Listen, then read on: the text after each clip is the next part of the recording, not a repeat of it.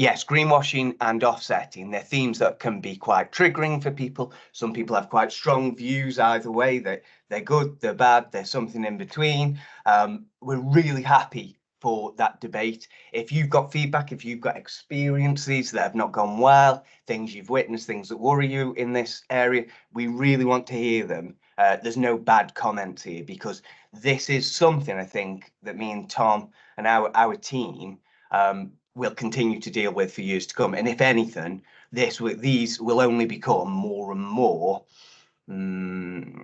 subjective, possibly controversial, as we get more and more sharper on regulation and measuring emissions. This is something that's going to really come to the forefront. At the moment, SMEs, by and large, haven't been hammered too much with regulation, but this is something that other countries are doing, and we are expecting in the future could become a problem for us, or not a problem. Legislation is a good thing. One thing I will just say, quick housekeeping, we are recording the session. So if you don't want to be on camera, of course, just turn your camera off. That's quite okay. We've also got the chat function. So if you've got any comments, questions as we go, as I said, really happy for you to add them.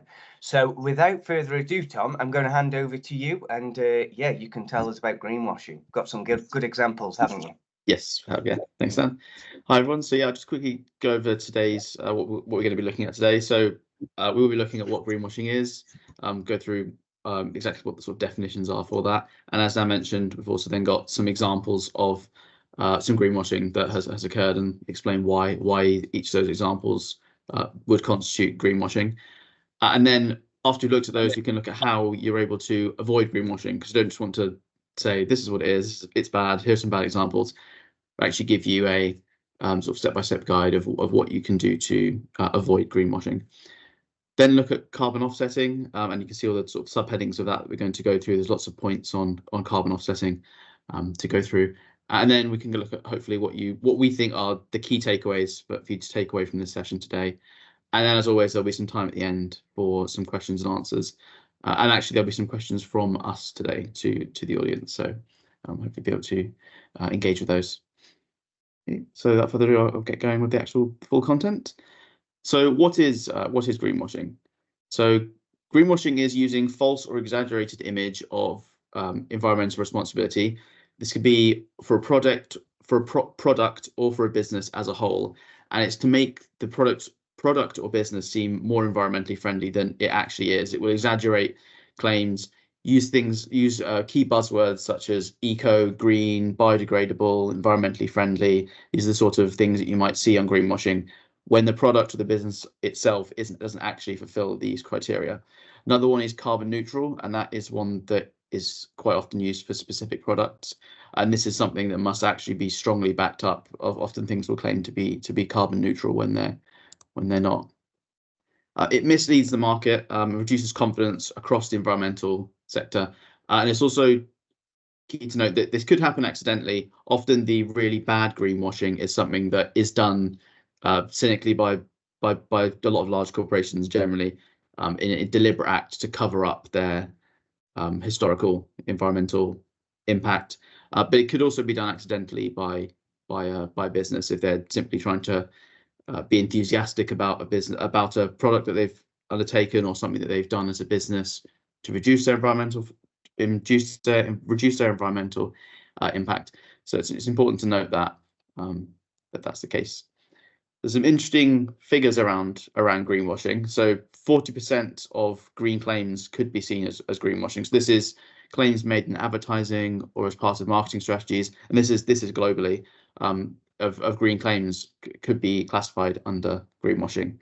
54% of consumers would boycott over greenwashing. So it's certainly important to consumers, and people, as with anything, as with any marketing strategy or claim to consumers don't want to be lied to. And if you're deliberately greenwashing, that is certainly lying to the consumers about the impacts of your product or service you provide. And 70% of UK consumers consider this to be a red flag. So with 86% wanting more environmental transparency. So it's certainly seen as a problem. People don't necessarily feel they can trust when a business is marketing their green credentials, or marketing the credentials of their green product. So it's a definitely important issue, as Dan mentioned earlier. It's something that we're going to see into the future more and more as the environmental agenda becomes more and more important in our day-to-day lives and in the choices that we're making as consumers. One type of greenwashing is also called green hushing, and this is the other side of this is the same side of this is the other side of the same coin, and this is where you're not reporting or highlighting a known negative. So it may be that it's very well known that something about your product or about your business has an environmental impact, and you completely hush that when you're doing marketing or when you're declaring environmental impacts of a product. So it's important that environmentally negative actions are reported by an organisation and they're not covered up.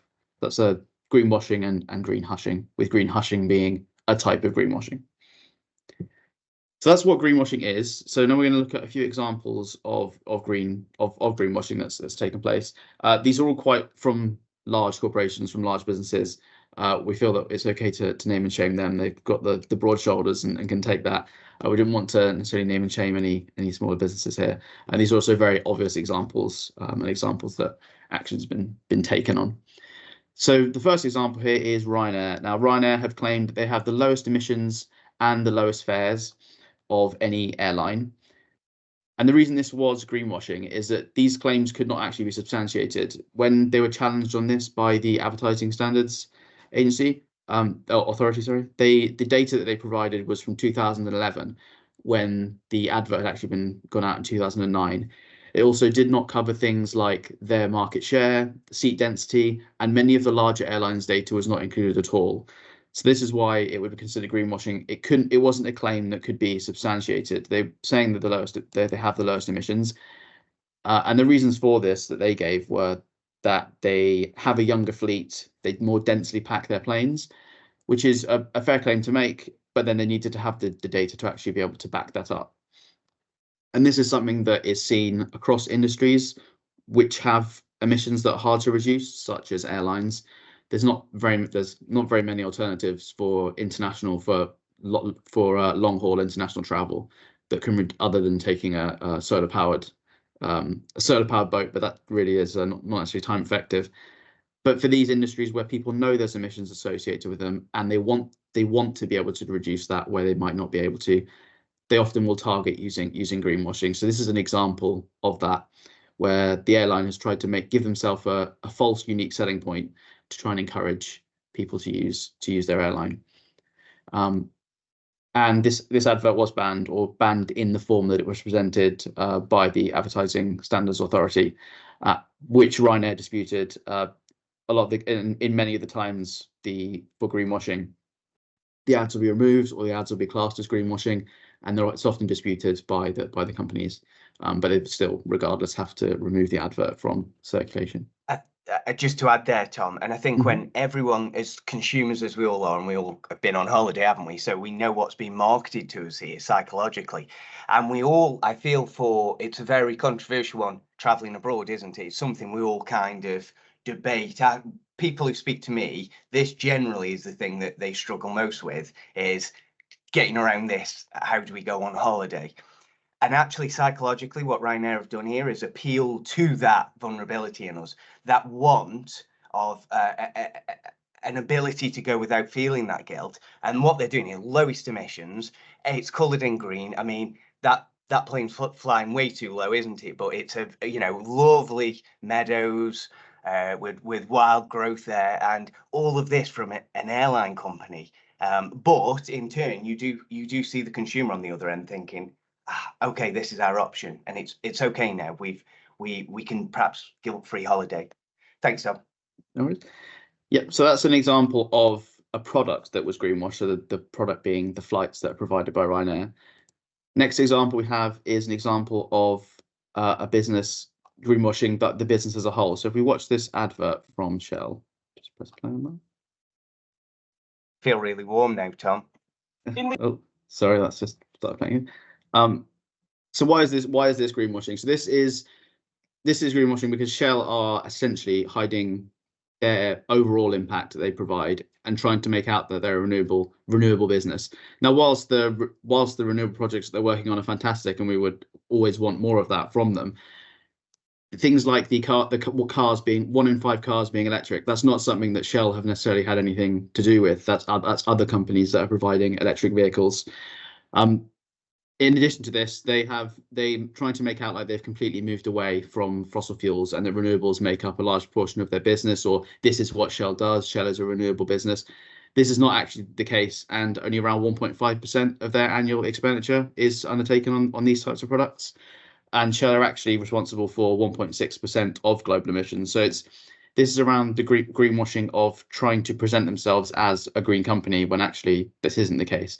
They showed a petrol forecourt that was actually all EV charging stations. And while there may be examples of Shell forecourts like that, that's certainly not the typical Shell forecourt that you'd find. Most of them would be fully petrol. Also, the phrase that they use, the UK is ready for cleaner energy, makes it seem like, oh, the UK is all ready, everything's fine, we can transition. It dilutes the messaging of where we need to be on environmental standing. And the tweet above was a survey put out to followers of Shell or anyone on Twitter at the time. It wasn't X at this point. It was very poorly received, with people such as Greta Thunberg, amongst others, calling it hypocritical. They're trying to make out that they're a leader in renewables, we leading the renewable discussion. It's not actually the case. Then they're not even committing to what they've promised to commit, which, as mentioned, is quite a low amount of their overall business activity over the years. So that's an example of a business greenwashing and a product. This third example is almost both. This is Coca-Cola, and this is an example of a product and a business really trying to make out, trying to greenwash both the product and themselves. So watch this one as well.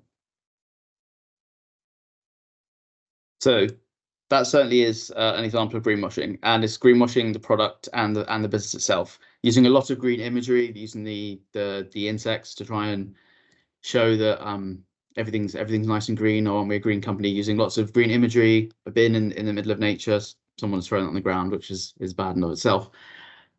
But they're actually the largest plastic polluter on the planet. They were at the time of the ad, and they still are. And while they're making strides to address that, this advert is greenwashing because it tries to make out that, well, we solved the problem, everything's entirely recyclable. What we do is not having an impact on plastic pollution, or at least you don't need to worry about it. Everything as long as you recycle a Coke bottle, it'll be fine. And not all bottles are actually recycled. It's not made clear in the messaging, but actually, if you look at this zoom in where it says 100% recycled, actually it's only all plastic bottles 600 ml and under. So it doesn't cover any of the glass bottles, the cans, the larger bottles. It's only a small percentage of actually. Well, it's not the entire picture of what Coca-Cola undertake. So yeah, I've already mentioned about the green imagery. So a lot of using green imagery where it wouldn't necessarily be appropriate is another facet of greenwashing. So we've got one final example here, and that is Volkswagen, and this is definitely greenwashing. You could probably say this was even worse than greenwashing. This was outright lying, and this is the Dieselgate scandal, where VW used software to deliberately deceive emissions tests, and the word they use, I might be able to see it in the small print there, but they use the word eco-conscious, use one of those buzzwords, eco, to try and, to deceive the market and deceive people into thinking that the VW cars had lower emissions and the diesel was a much cleaner fuel than it really was. And this has had a very long-lasting impact on VW. They've had billions of dollars in fines for this. Only this year, they've also had a ruling in Germany to say against them for this ongoing scandal almost 10 years later. And it's left a deliberate lasting mark on the company. They are now transitioning towards EV, but it's not something they're actually doing a lot of work towards electric vehicles, but the stain is still left on their business due to this deliberate, very deliberate act of greenwashing. So we looked at some examples of greenwashing. Now we can look at how you can actually avoid greenwashing.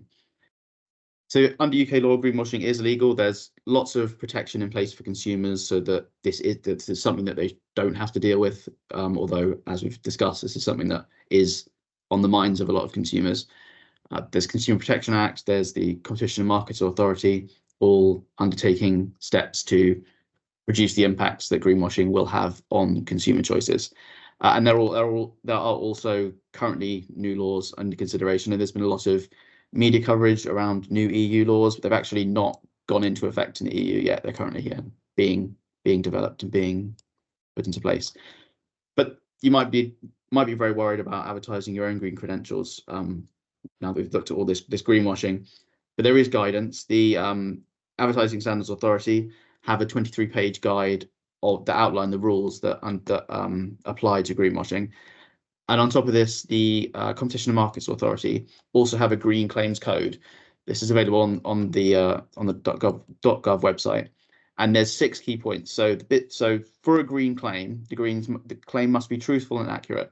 So the business needs to live up to the claims they make about their products, services, brands, and activities. Essentially, shouldn't be a lie. The claims should be clear and accurate, so the messages consumers are given should reflect the reality of the product. Again, it should be true. A lot of these points essentially are ways of saying, if you make the claim should be true and should be backed up.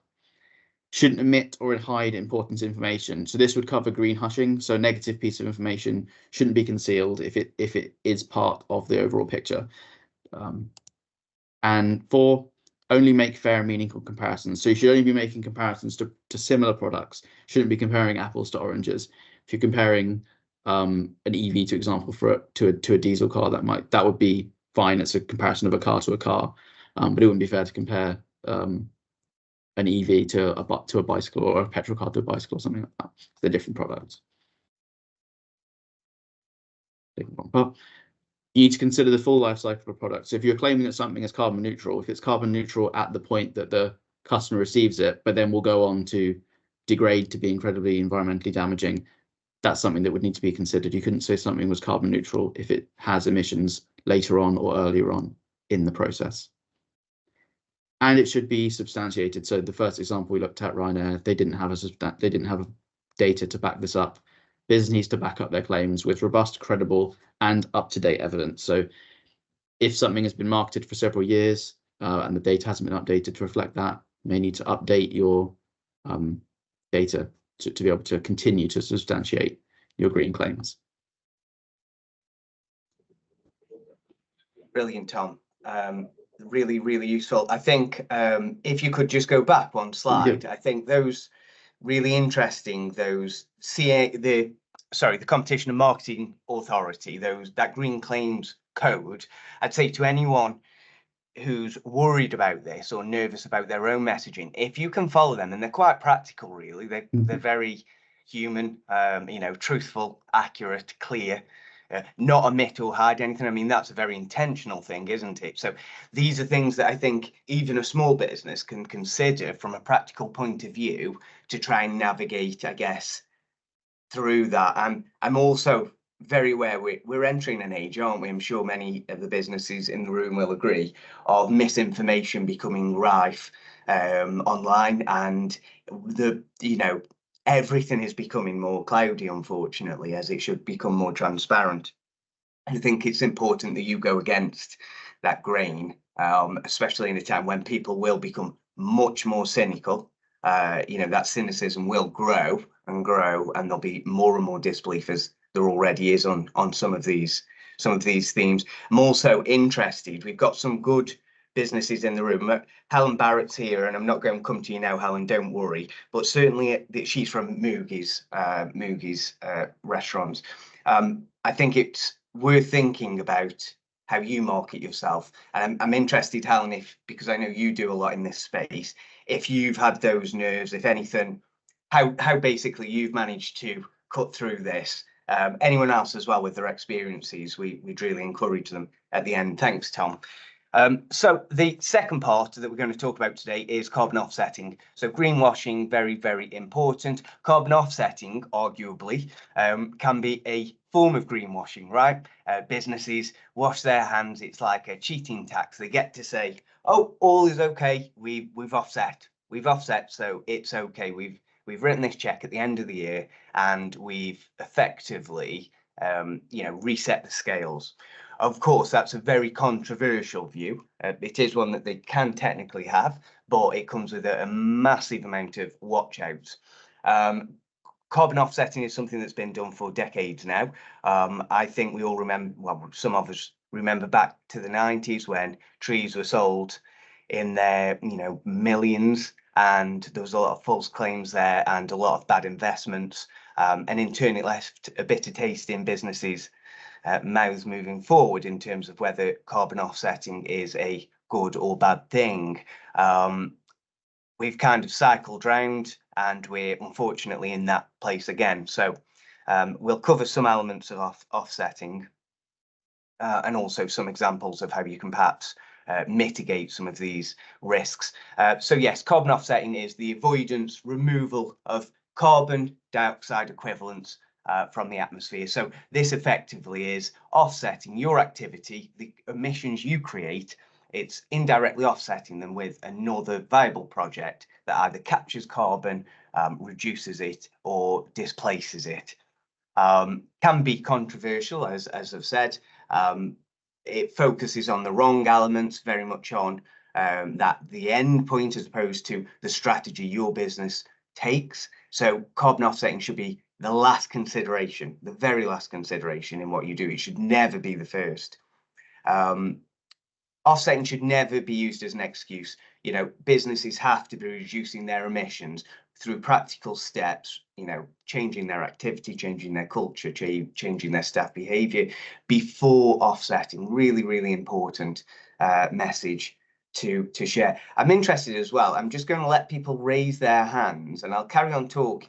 But if you could raise your hands, if you are cynical, if you think, I'm not into the offsetting, I don't buy it, I've got a hang up on it, anything like that, just raise your hands. And Tom, if you just keep an eye on that, it'll be interesting to see if any of the room agree or disagree. So if you think I'm a bit cynical about it, throw your hands up and I'll come back to it in a minute. Next slide, please, Tom. Great. So different types of offsets we have. We won't go too deep into this. We'll, keep it quite light. But effectively, there's avoidance. That's first and foremost. These are effectively in the order we'd like to see them done. So avoidance, followed by removal, the natural approach, and lastly, the human and technological approach and what can be done there. So the following table just highlights the different avenues you can take for carbon offsetting. People often think with carbon offsetting, it's about planting trees. Just plant lots and lots and lots of trees. And tree planting is great. We really don't argue with that. It brings other benefits like biodiversity, but it is not a kind of a one key solution. We know that reforestation, mangrove, seagrass, it's not just about the forests, the trees. This exists in the mangroves, in the ocean. A lot is done in this space for improving the natural elements and the natural sequestration. Lastly, it's the human and technological elements. These are the bit more hands-on approaches we can take and things that we can do to proactively offset our emissions. So you'll see in the bottom right there, we've got technological removal. So this is kind of carbon capture and storage. It's not something you need to focus on too much, but it's worth noting that it's not just about tree planting. There's a lot that can be done in this space. There's different creative things you can do. It's not just about the tree planting. I think another thing on this table to point out is that if you move from sort of top left to bottom right, if we are able to avoid the things that we're doing that are producing the emissions, then you won't actually need to do the things that will remove them. So sort of a priority axis on there of try to avoid the things, and then as we have already undertaken these activities that have produced the emissions or reduce nature's ability to remove carbon from the atmosphere, need to then remove the carbon manually. Absolutely. Thank you, Tom. Great. So I can see we've got 3 hands up. That's good. So the 3 who are perhaps slightly cynical, and the rest of the room, 24 of you, are all buying your offsets. So that's good to know. Thank you very much for the show of hands there. It's interesting. It is something that businesses do often talk to us about when we are advising businesses through our programs. This is our last step, is you can consider offsetting. BBF Engage Solutions, as an organisation, we offset all of our remaining emissions, but that's not to say we use it as kind of a get out of jail free card. That's the last thing we want to use it for. Rather, we want to recognise and put a financial element to those residual emissions that remain. Different considerations when choosing offsets. Location's a big one. So a lot of people say, oh, I want mine to be, local. We want the benefit here so that we gain. There's a lot of logic to that. That makes perfect sense. But let's think about that. Think about the energy you use or the products you buy in. Where are they manufactured? Often they are in the developing nations. We know this. We have an awful lot of imports. And actually, a lot of the environmental damage is being done at source. So when you use electricity in your business, there's no emissions that are released on your business premises, are there? If you think about it, there is with natural gas a little bit, not with electric though. That has been created elsewhere, and therefore the emissions associated with that have been released elsewhere. Might be in the country, might be in the world, but it's important we recognise that location isn't as clear cut as, well, I want it to be local because we are local. There's more to that further. The impacts can be far greater in developing nations where those emissions can be so much higher. Type of project you support. It's important because there is a little bit of tree fatigue. People are thinking it's too many trees. There's not too many trees, but that we're planting, and that's kind of the golden ticket is just offsetting. It doesn't have to be, at BBF we support cooking stoves, purchase of energy efficient cooking stoves. I think ours are distributed in parts of India. Effectively, it reduces the wood use by 50%. So effectively, when they cook their food, it only takes 50% the amount of wood as before, and therefore that's a saving of 50% of their emissions because they're consuming half the amount of fuel in that wood resource than they would be if they were burning, with open stoves, without using these, special units. The social value. So we'll talk about gold standard footprinting, but sometimes it goes beyond the direct intervention. So, for instance, I spoke of the cooking stoves. The social value there because it protects health and well-being. We know that there's a lot of emissions. There's monoxide that's released when people are cooking, and it has caused many deaths. And this in turn can offset that because the cooking stoves avoid and capture harmful particles, and also mean there's a flue out of the home of whoever is using it. The point is the benefits go far beyond the stove itself. So this is a way, if you consider, well, actually, is there any added social value here? For instance, there's also communities where they're paid fair salaries if they take part in these schemes. In turn, it's about, well, at least then you can know as a business, if the emissions weren't there and that saving didn't actually translate, you still know you've had social good, you've still improved quality of life for people, and you can still then market that, I guess, to a degree. Permanence, how long it will take to offset. As you know, you plant a tree today. If you try and plant a sapling, it's not going to capture a ton of carbon. So it's not as clear cut. What is that going to be the next 2 decades? If so, who's maintaining, who's being the steward for those trees to ensure that they don't go anywhere and they're not chopped down? If it's internationally, we see what's happening in the Amazon with deforestation at such a massive rate, and you think, well, how do I know if I'm supporting a project there? How do I know I'm not going to visit? These are really legitimate questions, and if you can't get the answers to them, perhaps that offset is not the right one for you and your business. And cost, last one, of course, what is your budget? Offsetting, you pay for what you get. So the more social value that they include, the more reputable they are, the more expensive they are, right? It kind of makes sense. Thanks, Tom. So now just going to go through 2 different types of offsets to try and help you navigate through this. So one is the verified carbon standard. I believe it's the biggest in the world of carbon offsetting. This is a standard for measuring projects that can carbon offset. So they effectively verify these projects. One that was in the news a couple of months ago was Vera. They do a lot of tree planting, and some really, really upsetting figures have come out now from some extensive research that was done on what the impact of those projects are. I think what I'm going to draw your attention to is the third point, that more than 90% of these programs had little to no impact on preventing deforestation. So this really, really an awful situation to be in. And people have paid tens of millions, businesses have. And it's so hard to see what they've got for the money here.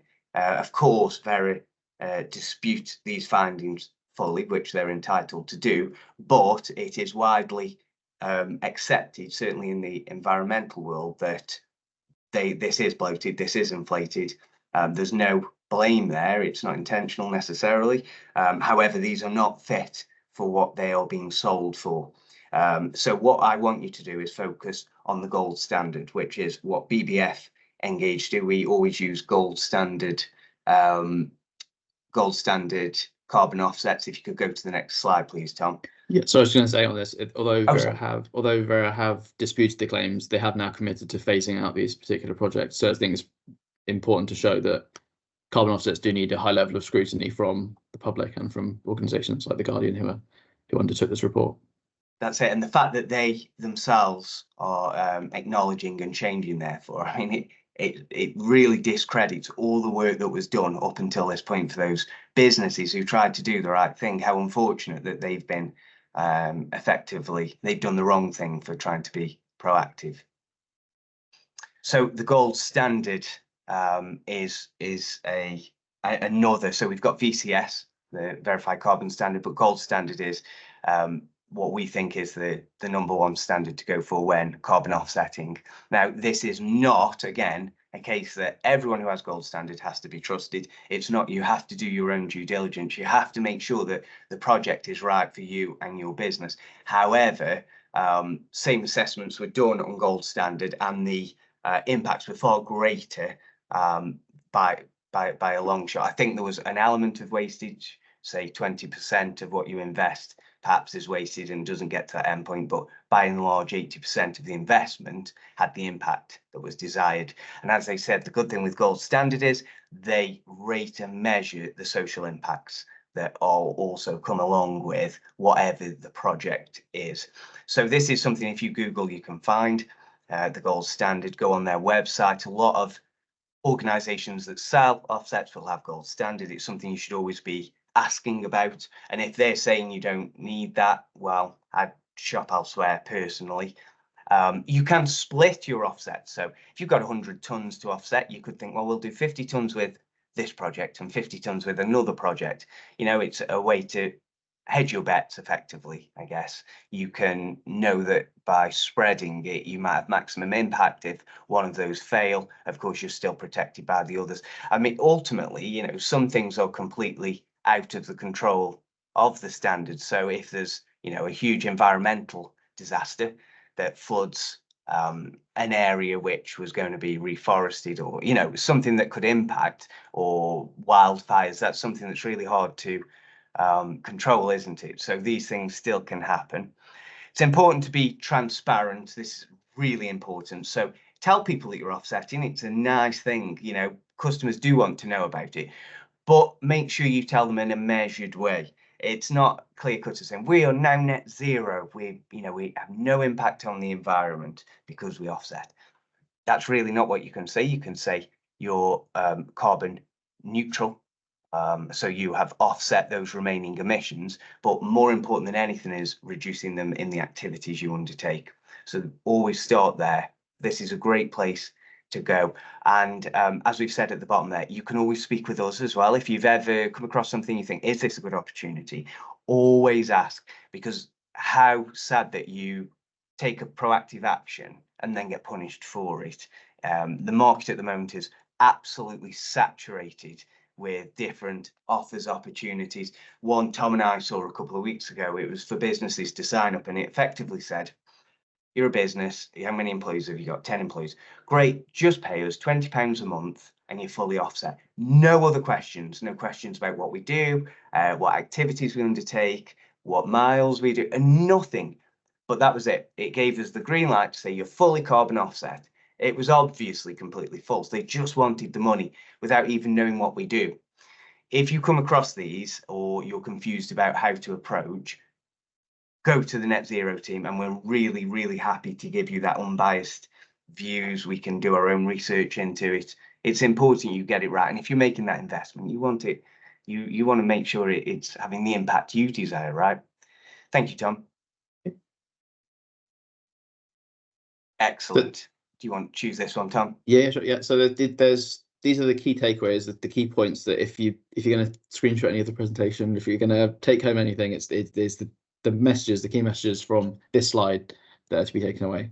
So one, what greenwashing is. Greenwashing is false or exaggerated image of environmental responsibility, environmental impacts, and it dilutes the overall message of environmentalism, providing the greenwasher with a false USP.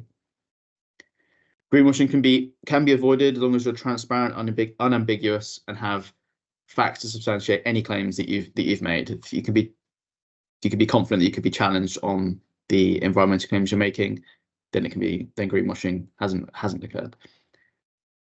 Where emissions cannot reasonably be reduced, carbon offsets can be used to negate latest emissions. So it's unreasonable to expect a business to, within a month, within a year, and within several years, to become completely net zero. So carbon offsets can be used to negate some of these emissions that at this point can't be reduced. And when using carbon offsetting, you should undertake a lot of due diligence, and unfortunately may still not be 100% reliable. Those are the key messages that we really hope that you've taken from today's webinar. So now we've got time for some questions from yourselves to us, and then also we've got these questions to you. So, do you feel confident marketing your green credentials? Have you been burned personally by offsets or by greenwashing? And do you trust green marketing overall? These are great. So we're going to leave them up, and we want to quite happy. We've got a couple of hands up, but if you wish to drop them hands and then put them up again if you've got something to add. Equally, if you want to just drop a question in the chats, we really encourage it, or even just to share your experiences. As Tom said, whilst we do that, I've got a show and tell. So I had a Holland and Barrett audience there. I'm not certainly not wanting to assassinate Holland and Barrett on this call, because I shop with them a lot. But these are the multivitamins they sent me. And you can see the fill line is about here, okay? And this is just empty space. Yet on the bottle, right here, we've got this phrase, and it says, I'm recycled plastic, bottles made from at least 80% recycled plastic. So on one hand, we've got them telling us what they're doing, which is fantastic. They're telling us that this bottle's 80% recycled. So that as a consumer, I feel great. What I don't feel great about, though, is that, it's less than 50% full. It's not that I feel I'm not getting value because I knew how many tablets were in there, but there's part of me thinking, why is so much plastic used? I know that that's branding for them, so they've got more real estate to play with there. But I think, but this is in a Holland and Barrett shop, so you don't really need that real estate. You don't need to plug it in the same way you would where it might get lost in a supermarket. And also, they care about that green claim because it's on there. Yet me as a consumer, now, of course, I'm environmentally minded, as you might guess. But as a consumer, it irritated me. It just irritated me because I think, well, why? And is that really what we want consumers to think when they first hold the product? Is why have they done that? This was at 10 p.m. yesterday, and my wife said, be quiet, I've had enough of it, as I'm moaning. But I thought if I brought it to you, it's a great example of inadvertent, perhaps, greenwashing, which is another type of greenwashing.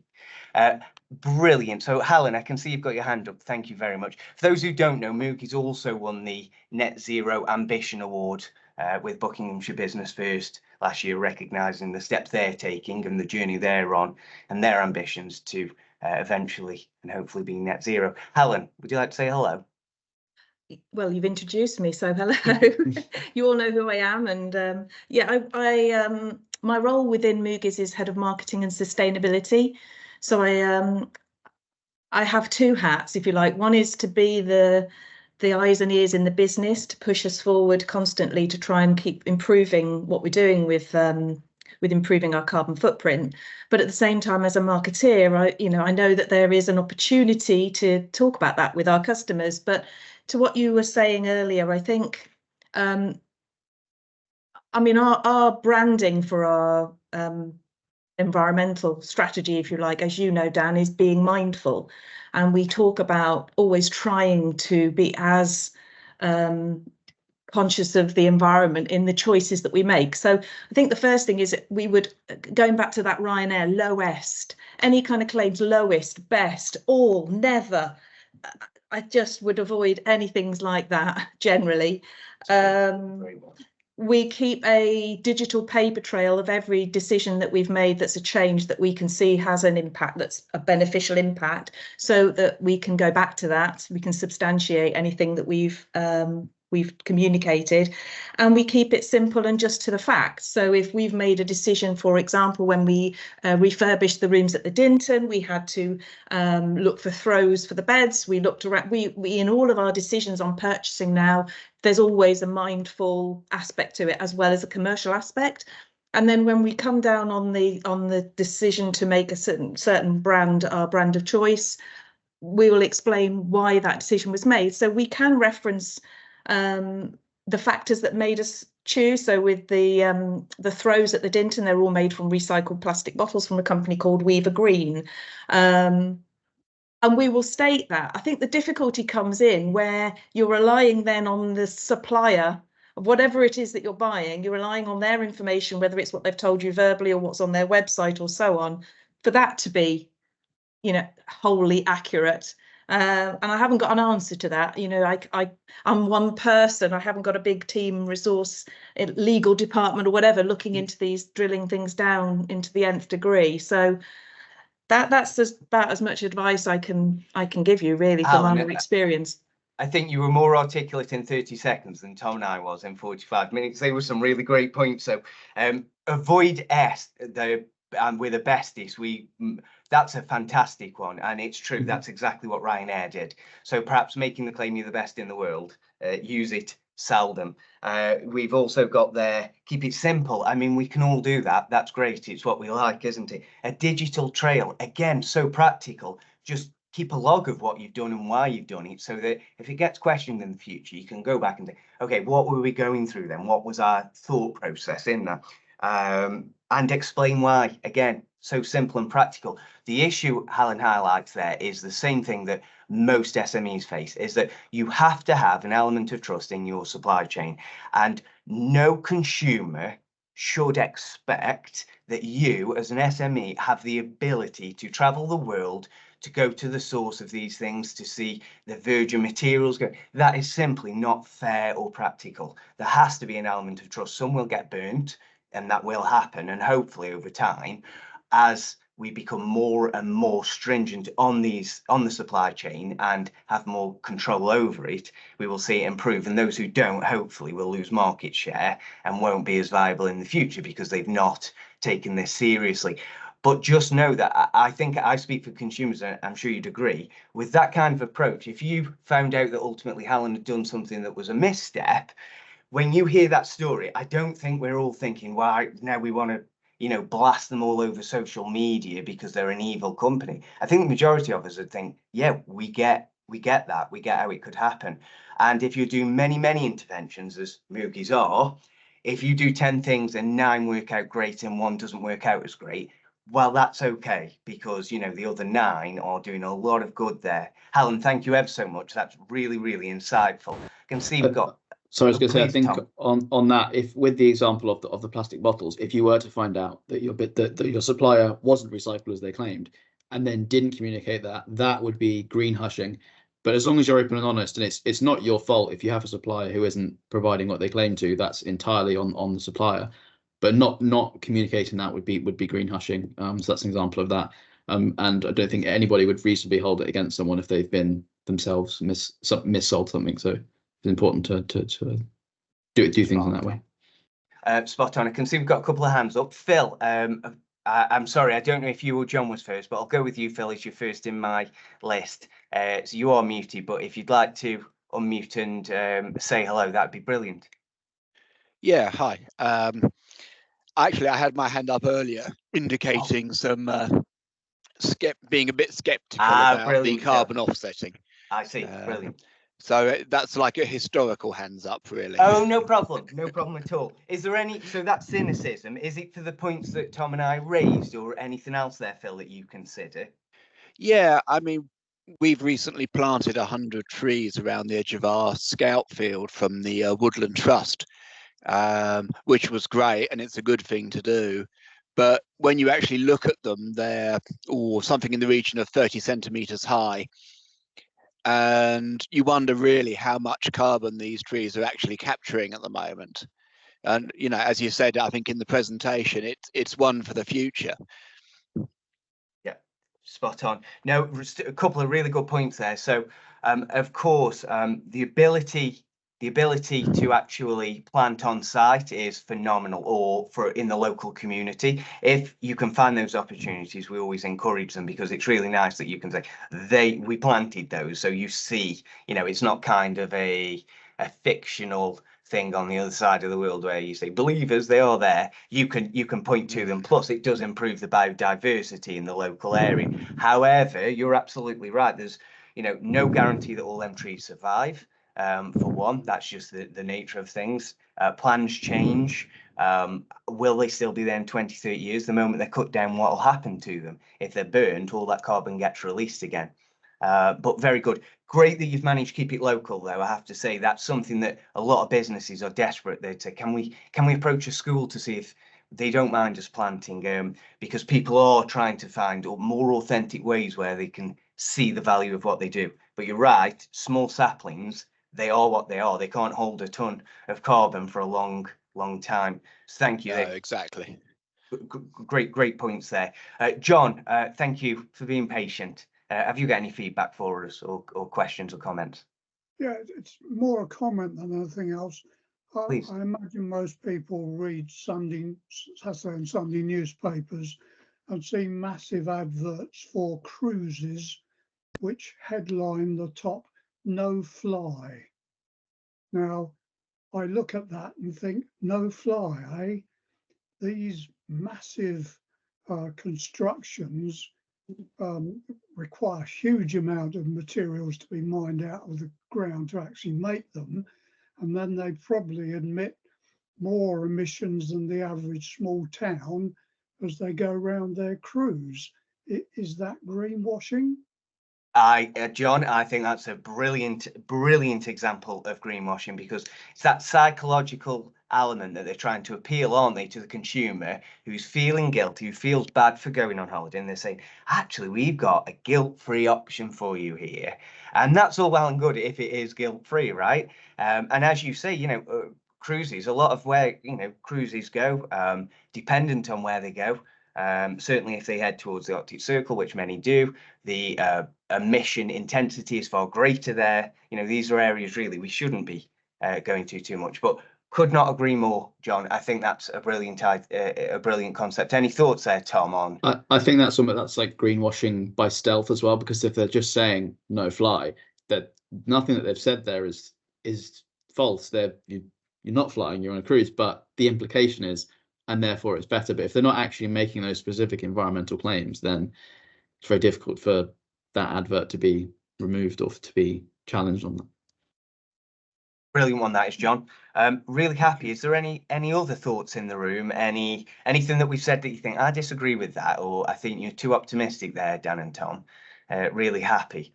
Is there anything that stood out to anyone, or anything that people are going away and they're still a bit confused about? It's fine if not.